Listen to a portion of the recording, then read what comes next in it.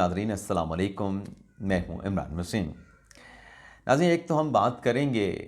कि साबिक़ वज़ीर आज़म इमरान ख़ान पर कमाल मेहरबानी का फ़ैसला किसने और कहाँ किया, और इस फ़ैसले के समरात पर भी हम बात करेंगे। इसके अलावा नाज़रीन, जो 3 अहम शख्सियात की मुलाकात हुई है, इस मुलाकात के हवाले से अहम डिटेल्स हैं जो आगे चल के आप देखने वालों की खिदमत में पेश करेंगे। और फिर जो अली अमीन गंडापुर साहब की नाअहली का मामला है, एक तो इलेक्शन कमीशन में उनके खिलाफ डिस्क्वालिफिकेशन की पटिशन है, लेकिन अब एक और ख़तरे की घंटी बजी है खैबर पख्तूनख्वा के वज़ीर आला अली अमीन गंडापुर के लिए। तो अब नाअहली का कौन सा ख़तरा मंडलाने लगा है अली अमीन गंडापुर के सर पे, इस पर भी हम बात करेंगे। और फिर जो सुप्रीम कोर्ट और हाई कोर्ट के जज साहबान को जो मशकूक धमकी अमेज़ ख़त लिखे गए, ये ख़त किसने लिखे, और जो तहकीकात हुई हैं उन तहकीकात का जो खुरा है वो कहाँ पे जाता है, इस हवाले से भी बड़ी अहम तफसीलात हैं जो इस प्रोग्राम में आपके साथ हम शेयर करने जा रहे हैं। इसके अलावा भी ढेर सारी ख़बरें हैं जिनकी डिटेल आप नाज़रीन के साथ हम डिस्कस करेंगे। लेकिन प्रोग्राम का आगाज़ करने से पहले उन दोस्तों से दरख्वास्त करेंगे जिनकी तरफ से अभी तक हमारे चैनल को सब्सक्राइब नहीं किया गया, उनसे दरख्वास्त करेंगे कि हमें सपोर्ट करें, हमारे यूट्यूब चैनल को सब्सक्राइब करें और बेल आइकॉन का नोटिफिकेशन आपने लाजमन जो है वो प्रेस करना है, ताकि हमारी हर आने वाली वीडियो का जो नोटिफिकेशन है वो आपको मिलता रहे। और अगर आपको हमारा ब्लॉग पसंद आए तो आपने इसे शेयर भी करना है और अपने दोस्तों के साथ लाइक भी करना है, और अपने जानने वालों के साथ, दोस्तों यारों के साथ इसे शेयर भी करना है। तो हमारा जो फॉर्मेट होता है सहरी, पहले तो मैं कहता हूँ कि मॉर्निंग के व्लॉग का, अब सहरी का जो फॉर्मेट है हमारे व्लॉग का, उसमें ये होता है कि आज के दिन के जो अहम इवेंट्स होने जा रहे होते हैं, जो अहम हैपनिंग्स होने जा रही होती हैं, उनकी डिटेल सबसे पहले आप देखने वालों की खिदमत में, उनका कर्टन रेजर आपकी खिदमत में पेश करते हैं। तो सबसे पहले नाज़रीन, आज इस्लामाबाद हाई कोर्ट में इमरान खान साहब के साइफर केस की समाअत होना है। कन्विक्शन के खिलाफ अपीलें हैं शाह महमूद कुरैशी साहब की, इमरान खान साहब की, और इसमें आज जो सलमान सफदर साहब हैं, जैसा कि उनकी तरफ से कहा गया था कि 15 मिनट उनको चाहिए अपने दलाइल मुकम्मल करने के लिए, तो देखते हैं कि आज 15 मिनट में उनके दलाइल मुकम्मल होते हैं या फिर मामला अगले हफ्ते तक जाता है। इसके अलावा फैसल जावेद खान पाकिस्तान तहरीक इंसाफ के रहनुमा, उनकी ज़मानत की दरख्वास्त भी आज इस्लामाबाद हाई कोर्ट में ज़ेर समाअत आएगी। डिस्ट्रिक्ट इस्लामाबाद की जुडिशरी की अगर हम बात करें तो वहाँ पर इमरान खान साहब के खिलाफ जो 6 मुकदमात हैं और बुशरा बीबी साहबा के खिलाफ जो मुबैना जाली रसीदों का तोशा खाने के हवाले से जो केस है, उसकी भी आज ताहिर अब्बास सिपरा साहब समाअत करेंगे। और इस केस में नाज़रीन, जज साहब ने नोटिस कर रखा है 4 अप्रैल का कि इमरान खान साहब के प्रोडक्शन आर्डर यानी इमरान खान साहब को पेश किया जाए। तो आज देखते हैं कि इस अदालत में खान साहब को पेश किया जाता है या फिर अडयाला जेल के हुकाम की रिपोर्ट जो है वो जज साहब को पेश कर दी जाएगी कि इमरान खान साहब के सिक्योरिटी कंसर्न्स हैं, उनको पेश नहीं कर सकते। इसके अलावा फवाद चौधरी साहब के खिलाफ जो बगावत का मुकदमा है, उसकी भी आज जो है वह समाअत होनी है। और डिस्ट्रिक्ट जुडिशरी में इमरान खान साहब के खिलाफ और PTI के दीगर रहनुमाओं के खिलाफ जो आज़ादी मार्च तोड़ फोड़ का मुकदमा है, उसकी भी जो है आज समाअत होने जा रही है। अब आ जाते हैं जो हमारे आज के प्रोग्राम की अहम खबरें हैं। तो सबसे पहले तो नाज़रीन, जो सुप्रीम कोर्ट और हाई कोर्ट के जजेस को जो ख़त लिखा गया है, अभी कल जो सुप्रीम कोर्ट के 4 जजेस को ख़त लिखा गया कि जिसमें चीफ जस्टिस ऑफ पाकिस्तान हैं, जिसमें जस्टिस मंसूर अली शाह साहब हैं, जिसमें अमीनुद्दीन खान साहब हैं, जिसमें जस्टिस शाहिद वहीद साहब हैं, उनको जो ख़त लिखा गया उस पर भी जो R&I का जो डिपार्टमेंट है उसके इंचार्ज की मुद्दत में जो है वो CTT ने दहशतगर्दी का मुकदमा, दहशतगर्दी की दफ़ात 780A और उसके साथ साथ सेक्शन 507 के साथ मुकदमा दर्ज कर लिया, जिसमें यह कहा गया है कि इस मशकूक धमकी अमेज़ लेटर के ज़रिए जजेस को हरासा और जजेस को धमकाने की कोशिश की गई है। और इसके अलावा नाज़रीन, आपको ये भी बताते चलें कि जो लाहौर हाई कोर्ट के 4 जजेस को खतूत मौसूल हुए थे, अब उन खतूत में एक इजाफा हुआ है। लाहौर हाई कोर्ट के चीफ जस्टिस मलिक शहजाद अहमद साहब को भी जो है इसी किस्म का, इसी नोयत का धमकी अमेज़ ख़त जो है वो मौसूल हुआ है। तो अब तक की नाज़रीन जो पुलिस ने तफ्तीश की है इस मामले पर, उसमें यह डिटेल सामने आई है कि तमाम के तमाम जो खतूत हैं, चाहे वो इस्लामाबाद हाई कोर्ट के जज साहबान को लिखे गए हैं, चाहे वो सुप्रीम कोर्ट के जजेस को लिखे गए हैं, चाहे वो लाहौर हाई कोर्ट के जज साहबान को लिखे गए हैं, ये तमाम खतूत जो है पोस्ट ऑफिस के ज़रिए भिजवाए गए। और जो तफ्तीश पुलिस ने की, इसमें यह पता चला है कि जो स्टैंप है उन खतूत पर वो जो डिविजनल ऑफिस है रावलपिंडी का, सेटलर टाउन का, वहाँ से ये सारा प्रोसेस हुआ है और जो बॉक्स से लेटर बॉक्स जो है उनमें ये डाला गया जो कि सेटलर टाउन डिविजनल ऑफिस के हदूद में आता है। तो इसमें अब ये किया जा रहा है कि जो अमला है divisional post office settler town का, उनसे तफ्तीश की जा रही है और जहाँ जहाँ पे लेटर बॉक्स लगे हुए हैं पाकिस्तान पोस्ट के सेटलर टाउन या इसके मुल्हिका जहाँ पे उनकी टेरिटरी बनती है, वहाँ पर जहाँ जहाँ पे ये लेटर बॉक्स लगे हुए हैं वहाँ पर जो सीसीटीवी फुटेज है उनसे सीसीटीवी फुटेज के ज़रिए भी जो है वो शनाख्त करने की कोशिश की जा रही है कि अगर वहाँ पे कोई फुटेज मिलती है तो ये इस किस्म की चीज़ करने वाले जो है वो लोग कौन थे और कैसे जो है ये खतूत भेजे गए। लेकिन नाज़रीन, ये अचंभे की बात ज़रूर है कि ये जो खतूत लिखे गए, पहले इस्लामाबाद हाई कोर्ट के 6 जजेस का ख़त आता है, उस पर एक कोराम बर्पा होता है, इंटेलिजेंस इदारों पे इल्ज़ाम लगता है और फिर उसके ऊपर एक जुडिशल कमीशन बनता है जस्टिस रिटायर्ड जिलानी साहब की सरबराही में। वो फिर जिलानी साहब इनकार कर देते हैं। सोशल मीडिया पे एक कोराम बर्पा होता है, एक तूफ़ान बर्पा होता है कि नहीं, हाजिर सर्विस जजेस को इसकी इन्वेस्टिगेशन करनी चाहिए, सुप्रीम कोर्ट खुद करे, फुल कोर्ट बनाए, लार्जर बेंच बनाए। तो लार्जर बेंच भी बना, लार्जर बेंच में कल की समाअत भी हुई। लेकिन इस दौरान ये जो जजेस को हरासा करने के लिए, धमकाने के लिए जो खतूत लिखे गए, इस पर बड़ा अहम क्वेश्चन मार्क है कि ये कौन लिख रहा है। इस मौके पे जब एजेंसियों के ऊपर इल्ज़ाम आ रहा है कि वो मदाखलत कर रही हैं, तो उस बात को, उस जलती पे तेल का काम को कौन करना चाहता है और उसके मकासद क्या हैं और मकासद के हसूल क्या हैं। तो इस मामले की भी नाज़रीन इन्वेस्टिगेशन होनी चाहिए। जजेस का जो ख़त है उसकी इन्वेस्टिगेशन भी होनी चाहिए, ज़रूर होनी चाहिए, लेकिन इस मामले को भी मंतकी अंजाम तक पहुंचाया जाए और जो जिनकी तरफ से खतूत जज साहबान को भेजे गए हैं उन्हें भी सामने लाकर जो है वो कानून के कटहरे में खड़ा किया जाए। ये बड़ा अहम मामला है, इसको भी जो है वो लाइट नहीं लिया जा सकता। इसके अलावा नाज़रीन, एक और अहम मामला है ये जो जजेस का जो ख़त है इस्लामाबाद हाई कोर्ट का, जिस पे हम भी बात करते हैं, कल सुप्रीम कोर्ट में भी बात हुई कि इन जजेस के पास तो कंटेम्प्ट का नोटिस देने का अख्तियार था, लेकिन वो कंटेम्प्ट का अख्तियार क्यों नहीं इस्तेमाल किया। इस पर तहरीक इंसाफ की तरफ से इसका रिस्पांस आया है, जवाब आया है कि जजेस ने ये कंटेम्प्ट का अख्तियार क्यों नहीं इस्तेमाल किया। तो ये रिस्पांस नाज़रीन या ये जवाब दिया है तहरीक इंसाफ के वकील रहनुमा हामिद खान साहब ने। हामिद खान साहब ये कहते हैं कि ये जो बात की जाती है ना कि जजेस कंटेम्प्ट का नोटिस दे देते और उनको बुलाते, उनकी कन्विक्शन करते, ओपन कोर्ट में समाअत होती तो अदालत केस की, तो हामिद खान साहब ने कहा कि दरअसल जो जजेस को इस तरह के जो धमकाने वाले जो एलिमेंट्स होते हैं, जजेस उनका नाम पता जजेस को उनको मालूम नहीं होता और उनकी शक्लें भी जजेस को याद नहीं होती। तो फैज़ हमीद साहब को तो अपने शौकत अजीज़ सिद्दीकी साहब को शक्लें एक एक की याद थी, एक एक का नाम भी याद था। चले आपके पास डायरेक्टली नहीं आते, लेकिन डायरेक्टली जिसके ज़रिए पैगाम भेजा गया, जिस टेलीफोन से आया, आप वो तो बता सकते हैं ना। लेकिन हामिद खान साहब का अपना ही मौक़िफ़ है कि ना शक्लें पता है, ना उनका नाम पता है, ना उनका एड्रेस पता है। भैया अगर आपको उनका कुछ भी पता नहीं,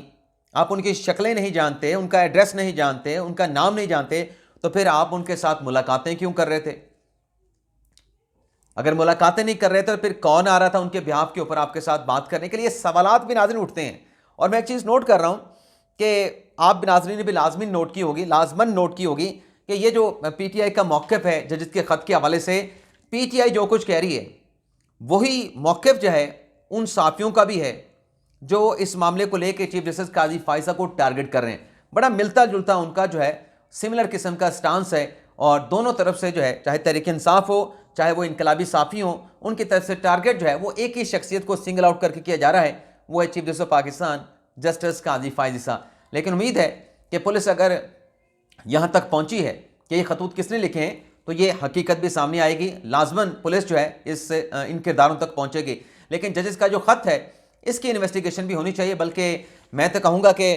अतर मिनल्ला साहब की सरबराही में आप जो है वो कमीशन बना दें, उसमें और जजेस को शामिल कर दें और वो फिर उसमें जजेस के बयानात भी कलम बंद करें, उनको क्वेश्चनर भी दें और फिर रिपोर्ट दें कि क्या हुआ। लेकिन बहरहाल ये तो मेरी राय हो सकती है, फैसला तो सुप्रीम कोर्ट या फुल कोर्ट ने करना है, अब तो 6 रुकनी बेंच ने भी नहीं करना। इसके अलावा नाज़रीन, इमरान खान साहब की बरियत के हवाले से एक पटिशन जो है वो अदालत में गुज़िश्ता रोज़ दायर की गई। डिस्ट्रिक्ट जुडिशरी में 9 मई का यह मुकदमा था। नईम हैदर पंजोता साहब ने दरख्वास्त दायर की जो जुडिशल मजिस्ट्रेट हैं सोहेब बिलाल साहब की अदालत में, और उसमें अदालत ने यह बताया नईम पंजोता साहब को कि इस केस में चलान दाखिल हो गया है और फिर जज साहब ने इस दरख्वास्त के ऊपर बरियत की दरख्वास्त पे जो मुतलका फ़रीक़ैन हैं उन्हें नोटिस जारी करते हुए 15 मई तक जो है वो जवाब जो है वो तलब कर लिया है। वैसे नाज़रीन, अगर इमरान खान साहब की वकला की लीगल टीम की हम बात करें तो नईम हैदर पंजोता अप्रिशिएट होना चाहिए, एक्नॉलेजमेंट होनी चाहिए, चाहे नईम हैदर पंजोता साहब हों, चाहे वो इंतज़ार पंजोता साहब हों, चाहे खालिद यूसुफ चौधरी साहब हों। ये आपको अदालतों में इमरान खान साहब के केसेस में खड़े नज़र आएंगे, फोकस नज़र आएंगे और इनकी डेडिकेशन भी नज़र आएगी कि वाकई ही इमरान खान साहब के केसेस में ये उनका दिफा करते हैं, उनकी जांच या उनकी खुलासी या उनकी बरियत चाहते हैं। इसके अलावा नाज़रीन अगर हम नेक्स्ट खबर पे आएँ, उसमें यह है कि अली अमीन गंडापुर साहब के लिए अब मुश्किल खबर क्या, उन पर अब खतरे के बादल क्यों मंडलाने लगे हैं। एक तो नाज़रीन इलेक्शन कमीशन में उनके खिलाफ डिस्क्वालिफिकेशन की एप्लीकेशन है, लेकिन अब एक नया इश्यू उनके खिलाफ खड़ा हुआ है। ना सिर्फ अली अमीन गंडापुर साहब की नाअहली के लिए बल्कि स्पीकर, डिप्टी स्पीकर की नाअहली के लिए पेशावर हाई कोर्ट में एक और सेकंड एप्लीकेशन कंटेम्प्ट की दायर की गई है, जिसमें यह कहा गया है कि तीनों ने, खैबर पख्तूनख्वा के वज़ीर आला ने, खैबर पख्तूनख्वा के असम्बली के स्पीकर ने, डिप्टी स्पीकर ने पेशावर हाई कोर्ट के हुक्म की अदूली की है, ढटाई के साथ की है और वाज़ेह अहकामात के बावजूद जो नौ मुंतखब अरकान थे उनसे हलफ नहीं लिया गया, तो ये तौहीन अदालत के मुर्तकब हुए हैं। तो इन्हें कंटेम्प्ट केस में मुर्तकब करार देते हुए तौहीन अदालत का इनको इनके ओहदों से नाहल किया जाए। आपको याद होगा नाज़रीन के जो तलाल चौधरी साहब थे या दानियाल अजीज़ साहब थे या फिर निहाल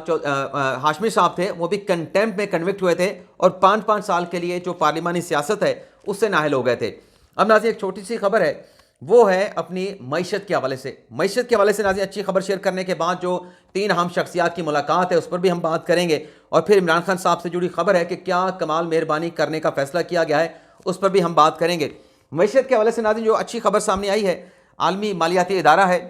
या तहकीकाती इदारा है ब्लूमबर्ग, उनकी तरफ से ये रिपोर्ट दी गई है कि आइंदा माली साल में जो पाकिस्तान में शरह नमू है वो 2 गुना हो जाएगी और जो महंगाई की शरह है वो 11% कम होने के बाद 15% होने की पेशगोई है, ब्लूमबर्ग ने जो जाहिर कर दी है। अब आ जाते हैं 3 अहम शख्सियात की मुलाकात के हवाले से। ये नाज़रीन मुलाकात हुई है आर्मी चीफ आसिम मुनीर शाह साहब ने जो सदर मुमलिकत आसिफ अली जरदारी साहब के साथ मुलाकात की, लेकिन इस मुलाकात में एक तीसरी शख्सियत भी मौजूद थे। वो नाज़रीन वज़ीर दाखिला जनाब मोहसिन नकवी साहब हैं और इस मुलाकात में नाज़रीन एक तो आर्मी चीफ ने, अब इसमें वैसे मैं आपको बता दूं कि मैं इसमें आपको खबर क्या देने जा रहा हूं, मैं भी आपको बताता हूं। इस मुलाकात में नाज़रीन एक तो आर्मी चीफ ने मुबारकबाद दी सदर आरिफ अलवी साहब, अपना आरिफ अलवी कह रहा हूँ, सदर मुमलिकत आसिफ अली जरदारी साहब को, और दहशत गर्दी के खिलाफ जो ऑपरेशन चल रहे हैं उसके ऊपर भी सदर पाकिस्तान को आगाह किया गया। और फिर सदर साहब ने भी जो दहशत गर्दी के खात्मे के हवाले से जो किरदार है अफवाज पाकिस्तान का उसको भी सराहा है। अब इसमें मेरे लिए खबर क्या है जो मैं आपके साथ शेयर करने जा रहा हूँ, वो खबर नाज़रीन ये है कि इस मुलाकात की जो तस्वीर पब्लिक की गई है वो ज़रा आप नाज़रीन देखें, मैं भी आपको दिखाता हूँ।